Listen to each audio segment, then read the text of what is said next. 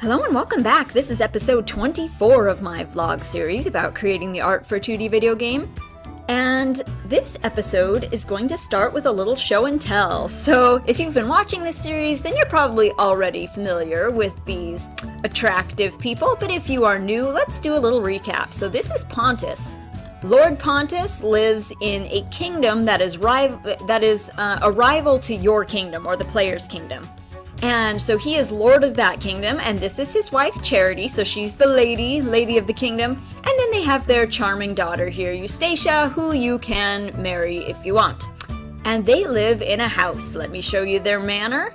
If you've been watching the series, you'll remember this lovely dwelling that I made. So they live in this big manor house with a big hedge maze out front, which, by the way, just got bigger. The hedge maze, we realized, was a little bit narrow for your character to actually walk through, and that's the whole point of a hedge maze, right? It's fun to actually walk through it. So the maze just got bigger, so, you know, bigger is always better when we're talking about hedge mazes, I think.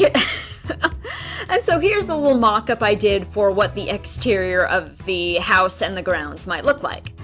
And then, here's where the part that I'm really excited about, because I finally finished all of the furniture for the manor. So if you've been watching this series, you know that I've been working on this for like weeks. And part of that was because we had family in town, which slowed down some progress. And then I had a super cranky baby last week.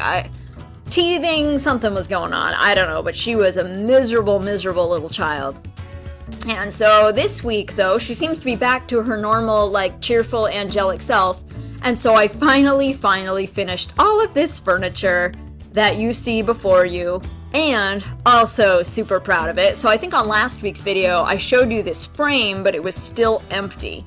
But now, it has a beautiful family portrait in it.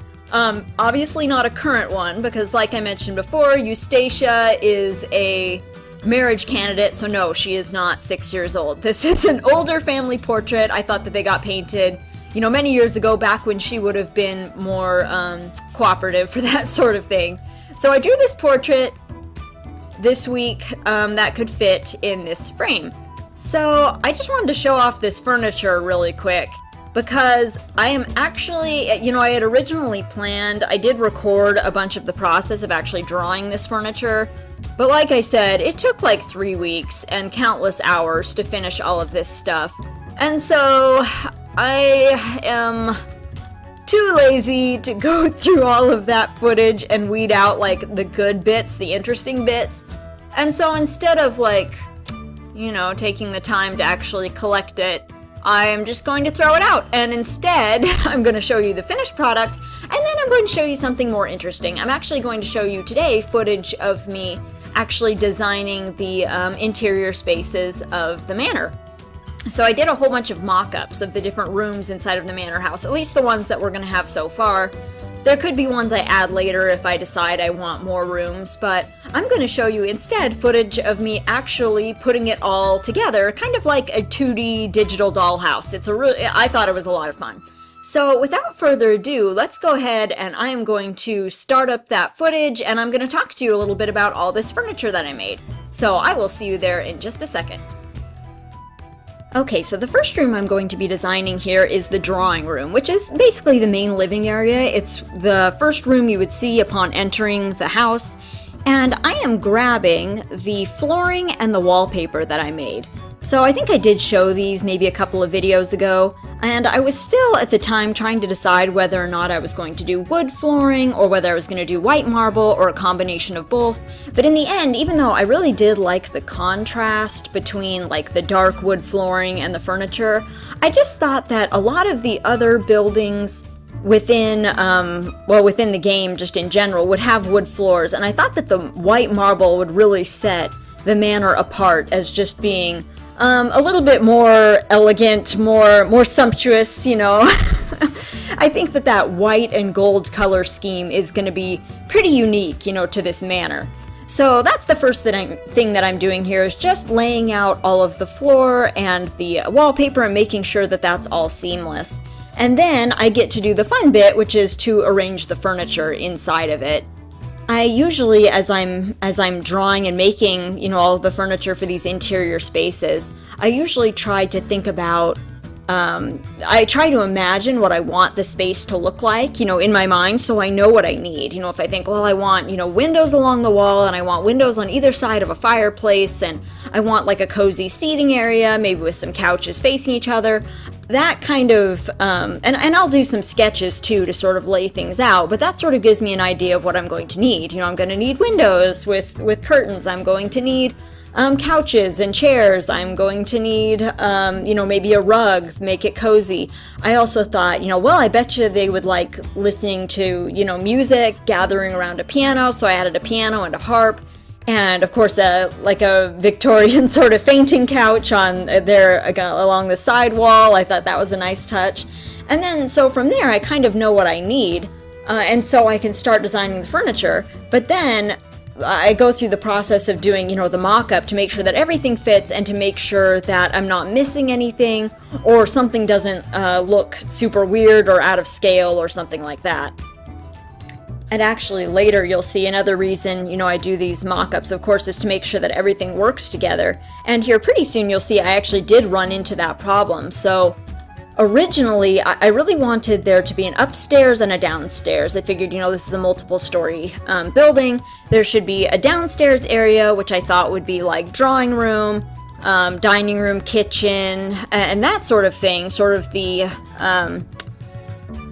main, living sort of areas. But upstairs, I thought would be the more private kind of areas, like bedrooms and that sort of thing. And so I made a staircase, to go up to the second floor. And it wasn't until I was doing the mock-up that I realized that my staircase was too short. Like when I did my original staircase, and you'll see it here before too long, I'll stick it on the screen and you'll see what I'm talking about. But when I stuck the staircase there in the middle of the drawing room, it only went about halfway up the wall, and I really wanted it basically to disappear off of the top of the screen, so it looks like it goes, somewhere, and it gives you, the idea that you're going to a second floor that you can't see. And so I had to stop the footage in the middle and go back and redraw the staircase so it would be tall enough, to be able to actually go off the screen, and so it would look like it went somewhere. It wouldn't look like it was just ending super abruptly. But thankfully, since I'd already drawn the staircase, it was really just a matter of like basically drawing an extension on it and making it longer, so it really wasn't that tough to fix. And as you can see now, here I am messing with that short staircase, trying to figure out, because at first I was like, well, maybe I can just fudge it. Maybe if I make it go the other direction or something, it'll work. But there was no fixing it. I mean, I just had to go back and draw more. So here you can see there's the fixed staircase, which I think was worth the extra little revision to make it work. And the thing that I really enjoy actually about designing these mock-ups is it reminds me of like playing The Sims. Except the only difference is that I had to draw all this stuff myself, but you put in your flooring and your wallpaper, and you arrange all of your furniture and your plants and your decorations. And when I was a kid, I remember we had like The Sims 2. And I mean, I liked playing the game, don't get me wrong, but I would spend probably the most amount of time just designing the houses because I just liked, designing the room layout, making all of the furniture match and coordinate. I guess that was just like my artsy side coming out. And of course I liked to play as my characters too, even though my characters always had really ugly children. I don't know why, I chose like super incompatible like mom and dad because their genetics just did not work. I still remember this even after all these years. So I made the mom and the dad, and I remember one of their sons looked like a monkey. Like he had kind of like a monkey face. And then so I would make him wear super big sunglasses all the time to kind of like hide his monkey face. I still played as him, still loved him in spite of everything. But then they also had a daughter that had like an enormous chin, and so I would put like super heavy makeup on her to draw more attention to her eyes, and it was just, and then they had one daughter who was like, some of those more extreme genetics apparently were weeded out by the time I think I got to daughter number 3. But anyway, I digress. We have actually moved on now to the dining room. So I designed the whole living room area with, and I don't know if you noticed, but on the left-hand side there was a door that leads to the dining room, which is what I'm putting together right now. And the drawing room was, of course, the biggest room out of all of them. So the dining room didn't take, none of the other rooms took nearly as long to put together and to coordinate because they're just smaller and have less in them. But actually, I think the dining room is one of my favorites. I think everything goes together actually really nicely. And you'll see me making little notes on the screen periodically, like, kitchen goes through here, dining room through here. Those little notes are basically because I take screenshots of these mock-ups and then send them along to my brother, who of course actually does all of the programming. So that's just to let him know kind of what I have in mind as far as just the floor plan goes. And of course here now I am working on the kitchen. And I think, out of all of the rooms, I think maybe the kitchen was my least favorite. Like, I think it worked, but I just felt like maybe it needed something else, and I still haven't figured out exactly what that thing is that I feel like it lacks. So I haven't made anything else to go in there, and part of me just thinks it's fine. I just, for some reason, just don't like it as well as the other rooms. But, well, so if you can think of something that you think I forgot in this kitchen, let me know and maybe I'll add it. But I think it works, obviously, in this space. I mean, they've got their stove and their counters and some their sinks and their tea tray and all of that good stuff. So, I mean, I think they have everything they need, but for some reason it feels a little empty to me and I can't quite figure out why. So I might have to revisit that at some point or just call it good enough and let it go. So anyway, that was the kitchen. And after that, I'm going to be doing, up at the top of the stairs, there's a little hallway, and then on either side of the hallway, there are doors, one leading to the master bedroom and one to Eustatia's room. And this was a lot of fun. So I did talk about this a little bit, or maybe a lot, when I was, I think I did a video about designing Garth's house. So I don't know if you remember Garth, the curmudgeonly old man who lives on your property. But I did a video about designing his house and about how I decide what the interior spaces should look like. And the bedrooms are really where that comes out the most, I think. So I imagined for this house that pretty much everything would have been designed by Charity there. She's the lady of the house, so she would have probably picked out all of the furnishings. And she is a lady with very elaborate, elegant, expensive taste, and so everything is white and gold and very clean. But in her bedroom, I feel like you see a little bit more of who she is. And maybe, I think out of all the characters who actually live in this house, you see the least of maybe Pontus in terms of just the furnishings, and I feel like that's because Pontus will do whatever. He's one of those guys who, as long as his wife's happy, that's what matters. He doesn't care even if the whole house was pink. That's totally fine if that's what the missus wants. And so pretty much all of the decorations kind of revolve around her and her tastes. And I feel like for her, she is the kind of lady who wealth is important to her, but also just like her social standing, the social hierarchy. And so I kind of wanted her room to reflect that. Of course, they've got like the big canopied bed, which you can see I made in parts. The bed is separate from the canopy, which is also separate from like the bedspread, and that allows the characters to actually get in bed and be underneath the canopy and underneath the covers, but over top of the bed. But anyway, so a lot of her room has to do with like clothing, because I imagine she's the kind of lady, she likes to play hostess, she likes to show off her home, she likes to show off her world, basically. And so she's going to be the kind of lady who's going to like to change her clothes a lot. And so she's got a big wardrobe there. And she's also got, a changing dressing screen, and she's got a vanity with her, makeup, and she's got a silver jewelry box there on the vanity, and you can see like a pearl necklace sort of draped over there, and, some flowers. And also because I feel like she's the kind of lady who, like I said, social standing is very important to her. She's going to like to entertain. So I really wanted there to be a cozy sort of seating area in her room, even though there's obviously on the main floor of the house in the drawing room there is seating down there, and there's a piano and things that they can use to entertain. I feel like her best friends, her closest associates, she would invite up to like her private space, up to her bedroom, and so I really wanted there to be seating up there as well. And when we move on to Eustatia's room, you'll see sort of the difference between the two of them. So I didn't want Eustacia to be, like, rebellious, per se. I feel like the privileged, rebellious child has been done a lot. It's almost like a trope now. I mean, even a few Disney princesses, fall into this category, I think. Like, Princess Jasmine is, wants to live her own life and wants to run away from her privileged lifestyle. And I don't really think Eustacia has a problem with her lifestyle or her wealth or anything like that. But I do think because she was born with everything, that she does not value material sort of possessions nearly as much as she values, say, experiences.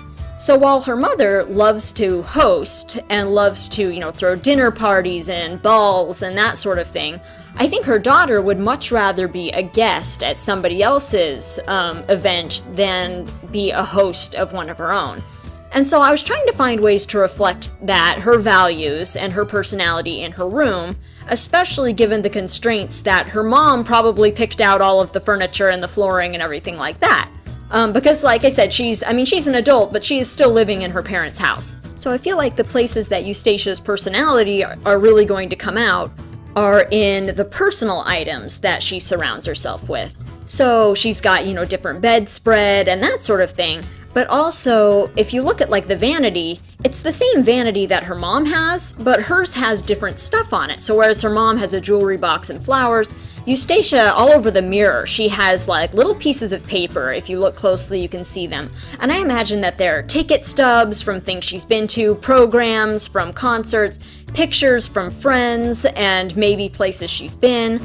She has like a big feather boa draped over there, and also a couple of books. I don't really see her as being like a big reader, but I could see her as, owning some reference books with pictures of places that she would like to visit.